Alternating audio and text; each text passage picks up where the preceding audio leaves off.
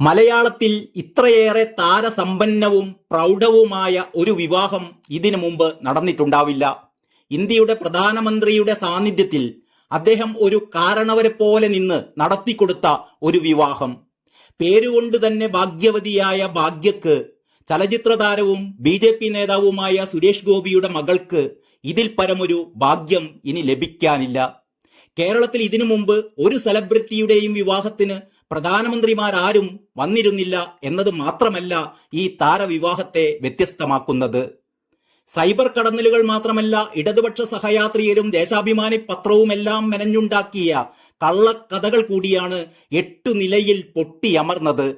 സുരേഷ് ഗോപിയും മോദിയും കല്യാണം മുടക്കികളാണ് എന്നും ഗുരുവായൂരിൽ ഇന്ന് നടക്കാനിരുന്ന 48 കല്യാണങ്ങൾ ഇവർ മുടക്കിയെന്നും ഇത് കാരണം ഈ 48 കുടുംബങ്ങളുടെ ശാപമാണ് സുരേഷ് ഗോപി എന്ന കല്യാണം മുടക്കി അനുഭവിക്കാൻ പോകുന്നത് എന്നുമൊക്കെയുള്ള കള്ളക്കഥകൾ കൂടിയാണ് ഇന്ന് തകർന്നടിഞ്ഞത്.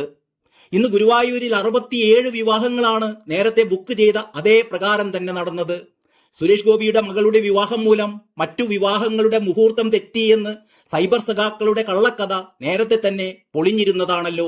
ഗുരുവായൂരമ്പലത്തിൽ ഭഗവാന് മുന്നിൽ കല്യാണം നടത്താൻ പ്രത്യേക മുഹൂർത്തമൊന്നും ഇല്ലെന്നും എല്ലാ സമയവും നല്ല മുഹൂർത്തമാണ് എന്നതും ഗുരുവായൂരമ്പലത്തെക്കുറിച്ച് അറിയാവുന്നവർക്കെല്ലാം ബോധ്യമുള്ള കാര്യമാണ്.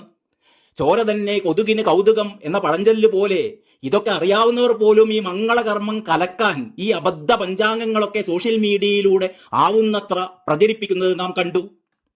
പക്ഷേ കള്ളക്കഥകൾ ഉണ്ടാക്കിയവർ ആകെ തകർന്നു പോയത് സുരേഷ് ഗോപിയുടെ മകളുടെ വിവാഹത്തിന് തൊട്ടു മുമ്പ് വിവാഹിതരായ മുഴുവൻ ദമ്പതികളെയും ആശീർവദിക്കാൻ കൂടി പ്രധാനമന്ത്രി എത്തിയപ്പോഴാണ്.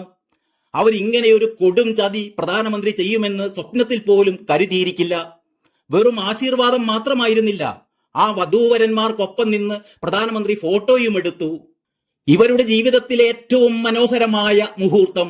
സുരേഷ് ഗോപിയുടെ മകൾ ഭാഗ്യയെ പോലെ തന്നെ ഈ 18 ദമ്പതികളും ഭാഗ്യവതികളായി. വിവാഹത്തിന് ആശീർവദിക്കാൻ ഒരു പഞ്ചായത്ത് മെമ്പർ പോലും വരാൻ സാധ്യതയില്ലാത്ത ദമ്പതികൾക്ക് കൂടി പ്രധാനമന്ത്രിയുടെ സാന്നിധ്യവും ആശീർവാദവും കൂടെ ഒരു ഫോട്ടോയും ലഭിച്ചു എന്നത് ഇതിന്റെ നിർവൃതി കള്ളക്കഥ നിർമ്മാണ ഫാക്ടറികളുടെ ഉടമകൾക്കും വിതരണക്കാർക്കുമൊന്നും മനസ്സിലാകണമെന്നില്ല.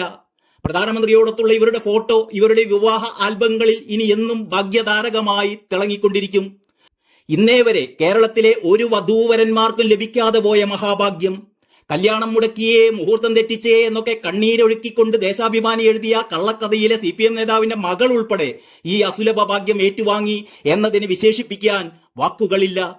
ഇവരെ അത്രയും ആശീർവദിച്ച ശേഷമായിരുന്നു പ്രധാനമന്ത്രി സുരേഷ് ഗോപിയുടെ മകളുടെ വിവാഹവേദിയിലേക്ക് പോയത്.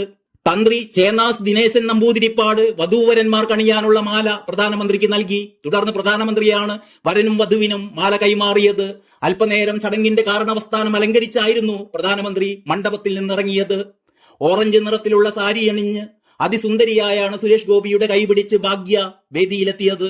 പ്രിയപ്പെട്ടവരുടെ സാന്നിധ്യത്തിൽ ശ്രേയസ് ഭാഗ്യയുടെ കഴുത്തിൽ മിന്നുചാർത്തി. മോഹൻലാൽ, മമ്മൂട്ടി, ഖുശ്ബു, ജയറാം, ദിലീപ് തുടങ്ങിയവരുൾപ്പെടെ സിനിമാ മേഖലയിലെ നിരവധി പേരാണ് വിവാഹ ചടങ്ങിൽ പങ്കെടുക്കാനെത്തിയിരുന്നത്. News desk Kalakaumudi.